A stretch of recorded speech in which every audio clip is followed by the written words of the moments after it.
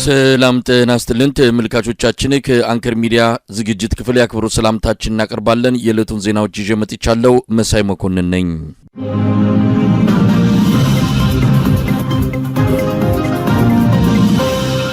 በመጪው የ2018 ምርጫ ብልጽግና ለታማኝ ተቋሚዎች 15 በመቶ የህዝብ ተወካዮች ምክር ቤት መቀመጫዎችን ሊሰጥ መሆኑ ታወቀ። ከወዲሁ የምክር ቤት ወንበሮች ድልድል በብልጽግና በኩል ተዘጋጅቶ የምርጫው ሂደት መጠናቀቅን ብቻ እየጠበቀ መሆኑን ለአንከር ሚዲያ በደረሰ መረጃ ላይ ተመልክቷል። አብይ አህመድ በህዝብ ተወካዮች ምክር ቤት በተደጋጋሚ የሚገልጻቸውና መጪው ፓርላማ ምን መምሰል እንዳለበት አስቀድሞ ውጤቱን የሚናገርበትን ሁኔታ በማስታወስ ብልጽግና ከወዲሁ በሚቀጥለው ፓርላማ በተለይ ታማኝ ለሆኑ ተቋሚ ፓርቲዎች መቀመጫዎችን ደልድሎ ያጠናቀቀ መሆኑን ነው በተለይ ለአንከር ሚዲያ በደረሰ መረጃ ላይ ተመለከተው። በህዝብ ተወካዮች ምክር ቤት ከሚገኙ ወንበሮች 15 በመቶ ታማኝ ተቋሚ ተብለው በአብይ አህመድ ተቀባይነት ያገኙት ኢዜማና አብን 14 በመቶውን የሚወስዱ ሲሆን ቀሪው 1 በመቶ በሌሎች በተመሳሳይ ቁመና ላይ ለሚገኙ ታማኝ ፖለቲካ ፓርቲዎች እንደሚከፋፈል ተመልክቷል። ኢዜማ 10 በመቶ፣ አብን 4 በመቶ የምክር ቤት ወንበሮችን የሚወስዱ ሲሆን ለዚህም ከወዲሁ የምርጫ ወረዳዎች ተለይተው እጩዎች እንዲመደቡ በገዢውና በታማኝ ተቋሚ ፓርቲዎች መሃል ውይይት እየተካሄደ እንደሆነም ከደረሰን መረጃ ለማወቅ ተችሏል። ኢዜማና አብን በምክር ቤቱ የሚያስገቧቸው ተወካዮቻቸው በብልጽግና የሚመለመሉ እንደሚሆኑና በተቃዋሚ ስም በፓርላማ የብልጽግና ተልዕኮ ለማስፈጸም የሚችሉ መሆናቸው ተረጋግጦ ሂደት ውስጥ እንዲገቡ የሚደረጉ መሆኑንም በደረሰን መረጃ ላይ ተመልክቷል። መረጃውን ያደረሱን ወገኖች እንደገለጹት የምርጫ ውጤቱ ከወዲሁ በብልጽግና ጓዳ ተቀምሮ አልቋል። በህዝብ ተስፋና ህይወት ላይ ቁማር የሚጫወተው የብልጽግናው አገዛዝ የአገሪቱን ሀብት በማባከን ውጤቱ ያለቀለትን ምርጫ ለማካሄድ ሂደቱን ማስቀጠሉን በመጥቀስ የኢትዮጵያ ህዝብ ከምርጫው ራሱን ማቀብ ይገባዋል ሲሉ መልእክት አስተላልፈዋል። ምርጫ ቦርድን በቁጥጥሩ ስር አድርጎ የፈለገውን በማስፈጸም ላይ የሚገኘው የአብይ አህመድ አገዛዝ ምርጫ የሚመስል ምርጫ በማድረግ ለሚቀጥሉት 5 ዓመታት በህጋዊ መንገድ ስልጣን ያዘ መንግስት በሚል ለመቀጠል ከፍተኛ ርብርብ እያደረገ ሲሆን የ2013ቱን አይነት 99 በመቶ አሸናፊነትን በመቀየር 15 በመቶ ታማኝ ተቋሚዎች ምክር ቤቱን በመሙላት ዓለም አቀፉ ማህበረሰብን ለማደናገር መዘጋጀቱን ነው በደረሰን መረጃ ላይ ተገለጸው። ከታማኝ ተቋሚዎች ዋና መሪዎች ፓርላማ እንዲገቡ የሚደረግ ይሆናልም ተብሏል። የምርጫው መቀዛቀዝና የህዝብ ትኩረት መነፈግ ያሳሰበው የብልጽግናው አገዛዝ የሚቆጣጠራቸው መገናኛ ብዙሃን ህዝቡን የማነቃቃት ሰፊ የቅስቀሳ ስራ እንዲያከናውኑ በልዩ ሁኔታ መመሪያ ማውረዱም ታውቋል። ፋኖን ጨምሮ የተለያዩ ታጣቂዎች የትጥቅ እንቅስቃሴ በሚደረጉባቸው ቀጠናዎች ምንም አይነት ምርጫ እንደማይካሄድና በዚህ ሂደት ላይ የሚሳተፉ ወገኖች ለሚደርስባቸው ማንኛውም አይነት ጥቃት ኃላፊነቱን እንደማይወስዱ የሚገልጽ መግለጫ እያዘጋጁ እንዳለም ለአንከር ሚዲያ በደረሰ መረጃ ላይ ተመልክቷል።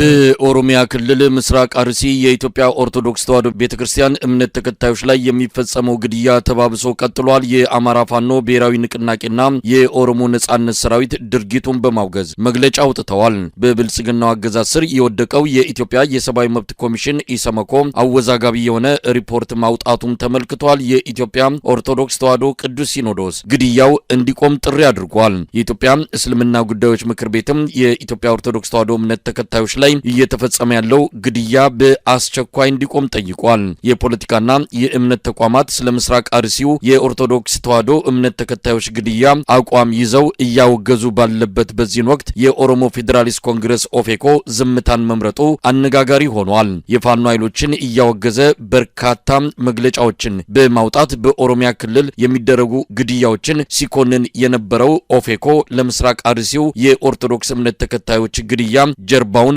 መስጠቱን ነው ለማወቅ የተቻለው። በምስራቅ አርሲ እንደገና እንደ አዲስ ባገረሸው የኦርቶዶክስ እምነት ተከታዮች ግድያ በ3 ቀናት ውስጥ ብቻ 40 የእምነቱ ተከታዮች የተገደሉ ሲሆን ከ10 በላይ የሚሆኑ ቆስለው በሕክምና ጣቢያዎች ይገኛሉ። ዛሬ ከስፍራው ለአንከር ሚዲያ በደረሰው መረጃ ላይ እንደተመለከተው ተጨማሪ 3 ሰዎች ተገድለዋል። ከባለፈው ሳምንት ጀምሮ ያገረሸውን የእምነት ማንነትን ለይቶ የሚፈጸምን ግድያ በመሸሽ በሺዎች የሚቆጠሩ የሽርካ ወረዳ ነዋሪዎች መሰደዳቸውም ታውቋል። እስካሁን የደረሰልን የለም። ቤተክርስቲያኒቱም መግለጫ ከማውጣት ያለፈ ያደረገችው ነገር የለም። የአካባቢው ባለስልጣናት ከግድያው ጀርባ እጃቸው አለበት የሚሉና ሌሎች መልእክቶች ለአንከር ሚዲያ ከአካባቢው ነዋሪዎች እየደረሱት ነው። የአማራ ፋኖ ብሔራዊ ንቅናቄ የምስራቅ አርሲውን ግድያ አስመልክቶ ባወጣው መግለጫ አርሲን ጨምሮ የእምነት የቋንቋና የማንነት ብዝሃነት ባለባቸው አካባቢዎች ላይ ኢመደበኛ ኃይሎችን በማደራጀት በዜጎች ላይ ሽብር የሚፈጽመውን የብልጽግና አገዛዝ መሰል የዘር ማጥፋት ወንጀልን በግልጽና በስውር ሲፈጽም ይህ የመጀመሪያው አይደለም። በዚህ ዓመት በምስራቅ አርሲ ዞን የሽርካ ወረዳ ብቻ ከ164 በላይ ኦርቶዶክሳውያን በተመሳሳይ መንገድ ተገድለዋል። በርካታ ምዕመናንም የደረሱበት አይታወቅም ብሏል። የአማራ ፋኖ ብሔራዊ ንቅናቄ የብልጽግናን ስርዓት ለማስወገድ እየታገላችሁ ያላችሁ የኦሮሞ የፖለቲካ ኃይሎችና ተጽዕኖ ፈጣሪ ፖለቲከኞች መሬት የወረደ ትግል በማድረግ በኦሮሚያ ክልል የሚኖረው አማራ ህዝብ ህልውናው እንዲከበር የበኩላችሁን እንድታደርጉ ወገናዊ ጥሪያችንን እናቀርባለንም ሲል ገልጿል።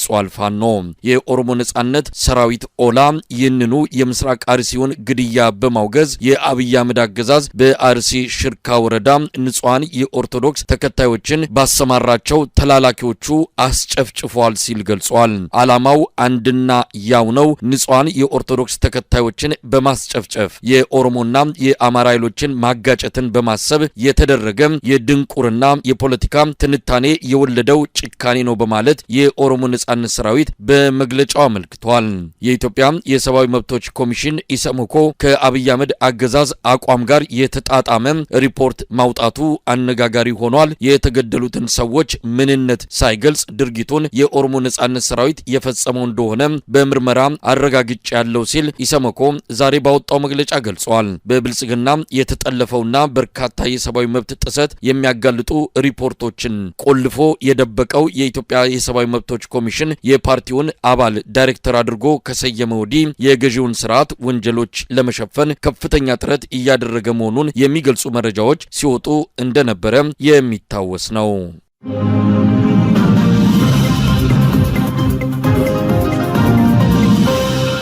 በኢትዮጵያና ሱዳን የድንበር አካባቢዎች ውጥረት መንገሱ ተገለጸ። የጀነራል አልቡርሃን መንግስት ድሮኖች ከኢትዮጵያ ግዛት እየመጡ ጥቃት ፈጽመዋል ብለው ላቀረቡት ክስ ምላሽ የሚሆን የአጸፋ ጥቃት መፈጸማቸው በሁለቱ ሀገራት መሃል ይፋዊ ጦርነት እንዳይጀመር ስጋቱ ተጠናክሮ እየተሰማ ነው። የኢትዮጵያ አየር መንገድ የጦር መሳሪያዎችንና የአማጺ ወታደሮችን በማመላለስ እጁን በሱዳን ጦርነት ውስጥ ማስገባቱን የሚገልጹ መረጃዎች በስፋት መውጣታቸውን ተከትሎም የሱዳን ባለስልጣናት በአብይ አህመድ አገዛዝ ላይ የሚያቀርቡትን ክስ ማጠናከር መጀመራቸውን የሱዳን ሚዲያዎች ዘግበዋል። የአልቡርሃን መንግስት ከትላንት በስቲያ ከኢትዮጵያ ግዛት የሚመጡ ድሮኖች ጉዳት ያደረሱ ጥቃቶችን በሱዳን ግዛት ውስጥ ፈጽመዋል፣ ለዚህም ያጸፋ ምላሽ እንሰጣለን የሚል መግለጫ ባወጣ በማግስቱ በትላንትናው ዕለት በአብይ አህመድ የጦር ሰፈር በተሰጠው የአማጺው ቡድን ይዞታዎች ላይ ተመሳሳይ ጥቃት መፈጸሙን መረጃዎች ያመለክታሉ። ጉዳዩን እየተከታተሉ የሚገኙ የቀጠናው የፖለቲካ ታዛቢዎች ሁኔታዎች እየከረሩ መምጣታቸውን በሁለቱ ሀገራት መሃል ይፋዊ ጦርነት ሊጀመር የሚችልበት እድል እየሰፋ እንደሆነም በመግለጽ ላይ ናቸው። የሱዳን የውጭ ጉዳይ ሚኒስቴር ከትላንት በስቲያ ሰኞ ባወጣው መግለጫ ባለፉት 2 ወራት ውስጥ ከኢትዮጵያ ግዛት የሚነሱ ድሮኖች ወደ ሱዳን መግባታቸውን ሲከታተል እንደነበረ ገልጿል። በሱዳን ግዛት ውስጥ በአንዳንድ ቦታዎች ላይ ድሮኖቹ ጥቃት መፈጸማቸውን የጠቀሰው የሱዳን የውጭ ጉዳይ መስሪያ ቤት መግለጫ ቦታዎቹን በስም ከመጥቀስ ተቆጥቧል። ግዴለሽነትና ተቀባይነት የሌለው ድርጊት ሲል ያወገዘው የአልቡርሃን መንግስት ተገቢውን ተመጣጣኝ ምላሽ እንደሚሰጥ አስታውቆ ነበረ። ዛሬ የወጡ መረጃዎችን እንደሚያመለክቱት የሱዳን ድሮኖች በቤኒሻንጉል ጉሙዝ ክልል በሚገኙ የአማጺው መሐመድ ደጋሎ ሰራዊት ይዞታዎች ላይ ጥቃት ፈጽመዋል። ከሱዳንም ሆነ ከአብይ አህመድ አገዛዝ ስለ ጉዳዩ ይፋዊ የሆነ መግለጫ ባይሰጥም የሱዳን ድሮኖች የኢትዮጵያን አየር ክልል ጥሰው በመግባት ጥቃት መፈጸማቸውን የሚያረጋግጡ የዜና ወኪሎች ጉዳዩ እየተካረረ መምጣቱን በመግለጽ ሰፊ የዘገባ ሽፋን ሰጥተዋል። የአብይ አህመድ አገዛዝ የተባበሩት አረብ ኤሚሬትስን ተልዕኮ ለማስፈጸም በሚል የገባበት የሱዳን የእርስ በርስ ጦርነት ኢትዮጵያን ከጎረቤት ሀገር ጋር ወደ ለየለት ግጭት ውስጥ እንደሚከታት ስጋቱ በከፍተኛ ደረጃ እየተሰማ ባለበት በቅርቡ ለሱዳን አማጺ ቡድን በቤኒሻንጉል ጉሙዝ ክልል የጦር ሰፈር መስጠቱና ወታደሮቹንም ማሰልጠኑ ቀጠናውን ወደ ትርምስ የሚከተው እንደሆነ እየተነገረ ነው። የኢትዮጵያ አየር መንገድ በዚሁ የሱዳን ቀውስ ውስጥ መሳተፉን የሚያሳዩ መረጃዎች እየወጡ መሆናቸውን ተከትሎም ጉዳዩ ይበልጥ መካረሩ ተመልክቷል። ከቻድ በቀጥታ ወደ ቤኒሻንጉል ጉሙዝ የመሐመድ ደጋሎ የጦር ሰፈር ወታደሮችንና የጦር መሳሪያዎችን እያመላለሰ ያለው የኢትዮጵያ አየር መንገድ መሆኑን የሚያሳዩ መረጃዎች በስፋት ወጥተዋል። በመንግስታቱ ድርጅት ማዕቀብ የተጣለበትና በአሜሪካንና በሌሎች የአውሮፓ ሀገራትም ተመሳሳይ እርምጃ ለተወሰደበት የመሐመድ ደጋሎ የፈጥኖ ደራሽ አማጺ ቡድን የአብይ አህመድ አገዛዝ እየሰጠ ያለው ወታደራዊ ድጋፍ ኢትዮጵያን በጠንካራ ማዕቀብ ሊያስመታት እንደሚችል ከወዲሁ እየተገለጸ ነው። የኢትዮጵያ አየር መንገድ የተባበሩት አረብ ኤሚሬትስ በተለያዩ ሀገራት ለምታደርገው ወታደራዊ ጣልቃ ገብነት የተለያዩ አገልግሎቶችን ለመስጠት ልዩ ተልዕኮ ወስዶ እየሰራ መሆኑን መረጃዎች ያሳያሉ። ባለፈው ወር የተባበሩት አረብ ኤሚሬትስን ወታደራዊ ቁሳቁሶች ጭኖ ወደ ሶማሊያ የአየር ክልል ሊገባ የነበረው የኢትዮጵያ አየር መንገድ ካርጎ አውሮፕላን በሶማሊያ ባለስልጣናት መከልከሉ የሚታወስ ነው። ባለፈው ሳምንትም እንዲሁ ከአዲስ አበባ ወደ ቤኒሻንጉል ጉሙዝ ክልል የመሐመድ ደጋሎን ወታደሮች ሲያመላልስ እንደነበርም መረጃዎች በስፋት ወጥተዋል።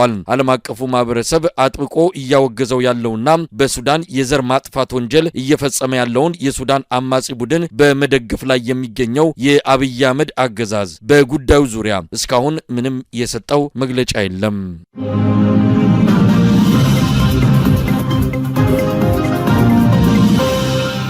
የተለያዩ ኢትዮጵያውያን ፖለቲከኞችን ያሰባሰበው የኢትዮጵያውያን ትብብር ለድልና ሽግግር በስልጣን ላይ የሚገኘው የአብይ አህመድ አገዛዝ እንዲወገድ የኢትዮጵያ ሕዝብ በተለያዩ የትግል አማራጮች በመጠቀም ሀገራቸውን እንዲያድኑ ጥሪ ያቀረበ።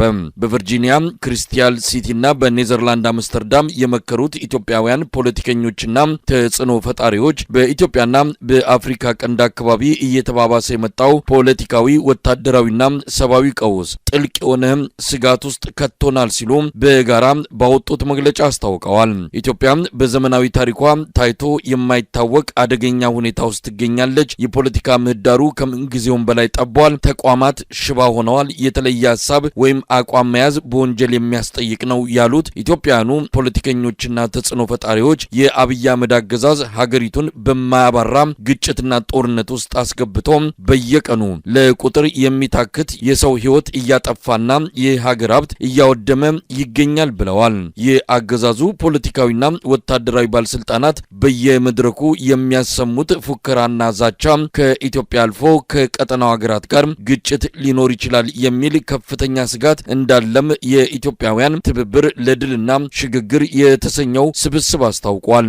በመሆኑም የኢትዮጵያ ሕዝብ ከዚህ በላይ ግፍን የመሸከም አቅም እንደሌለው ለማሳየት የተለያዩ የትግል ስልት አማራጮችን በመጠቀም በስልጣን ላይ ያለው አገዛዝ እንዲወገድ የዜግነት ግዴታውን እንዲወጣ ስብስቡ ጥሪ አድርጓል።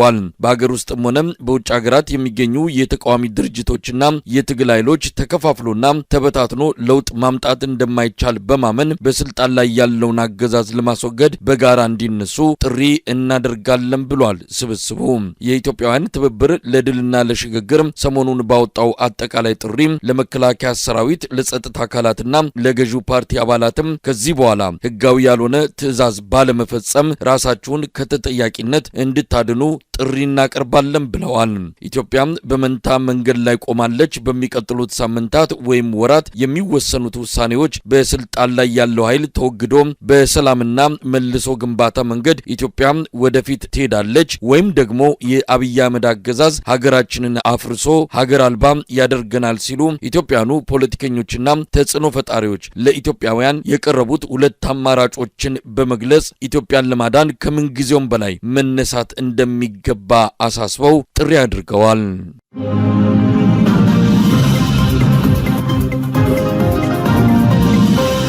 በመጨረሻም አሜሪካን ከመካከለኛው ምስራቅ ሀገራት ዜጎቿ በአስቸኳይ እንዲወጡ አዛለች። በዱባይ የሚገኘው ቆንስላ ጽሕፈት ቤቷ በኢራን ሚሳኤል መመታቱ ታውቋል። በጂዳ የሲአይኤ ይዞታ የሆነው ህንጻም በኢራን ሚሳኤል እንደተመታ ይነገራል። አራተኛ ቀኑን በያዘው የመካከለኛው ምስራቅ ጦርነት በሁለቱም ወገኖች የሚሰነዝረው ጥቃት ተጠናክሮ ቀጥሏል።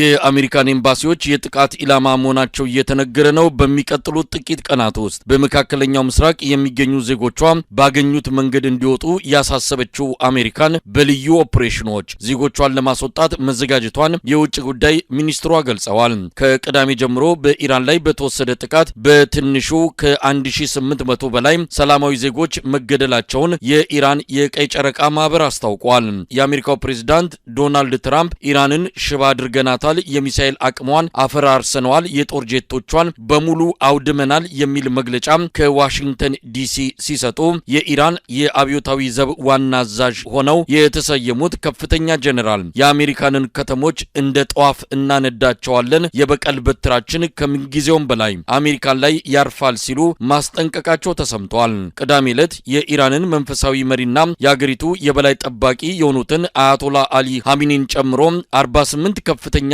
የኢራን የፖለቲካና ወታደራዊ አመራሮች በ30 ደቂቃ የአየር ጥቃት በአሜሪካና እስራኤል ከተገደሉ በኋላ ወደ አጠቃላይ ቀውስ ውስጥ የገባው የመካከለኛው ምስራቅ ቀጠና ከ15 በላይ ሀገራትን በቀጥታ ያሳተፈ ጦርነት ሆኗል። ትልቁ የሆርሙዝ የባህር በር በኢራን ከተዘጋና ኢራቅም የዓለማችን ሁለተኛ የሆነውን የሩማይላን የነዳጅ ማውጫ ጣቢያ ስራ እንዲያቆም ካደረገች በኋላ ነገሮች እየከፉና እየተባባሱ መምጣታቸውን ነው የዓለም መገናኛ ብዙሃን በስፋት እየዘገቡ የሚገኙት። በኢራን ጥቃት የሳውዲ አረቢያው ዋና የነዳጅ ማውጫ ጣቢያ የተዘጋ ሲሆን ኳታርም በተመሳሳይ የነዳጅ ማስተላለፊያ ጣቢያዋን መዝጋቷን አስታውቃለች። በኢራን ሚሳኤል እየነደደች ያለችው ባህሬን ለአሜሪካው ፕሬዝዳንት በቶሎ ጦርነት እንዲቆም እንዲያደርጉ ጥሪ ያቀረበች መሆኗ ተሰምቷል። ኩዌት፣ ኦማን፣ የተባበሩት አረብ ኤሚሬትስም ዛሬም በኢራን ሚሳኤል ጥቃት እየተደበደቡ ሲሆን በዋናነት የአሜሪካን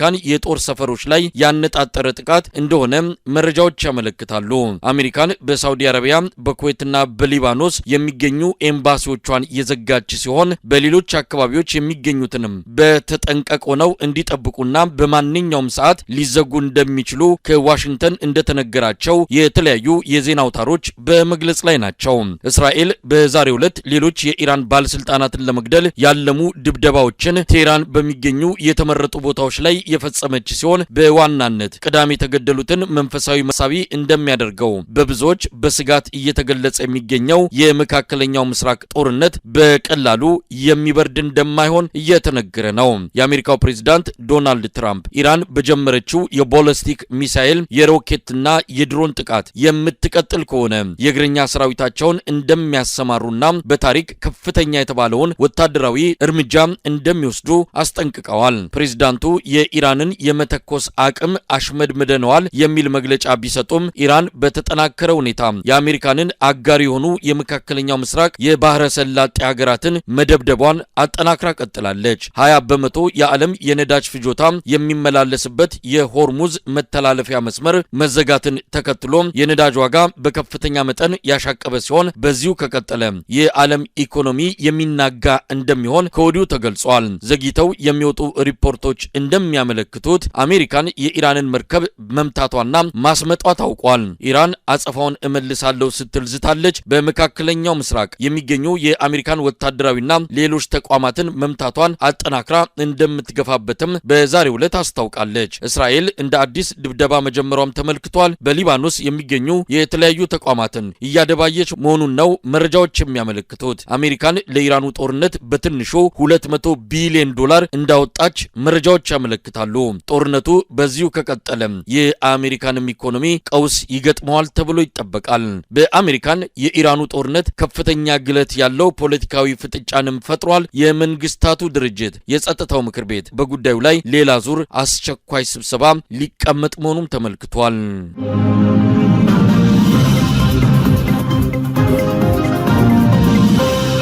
ተመልካቾቻችን የዕለቱ ዜናዎች እነዚህ ነበሩ። ከአንከር ሚዲያ ዝግጅት ክፍል መሳይ መኮንን አብሬያችሁ ቆየው። ጤና ይስጥልኝ።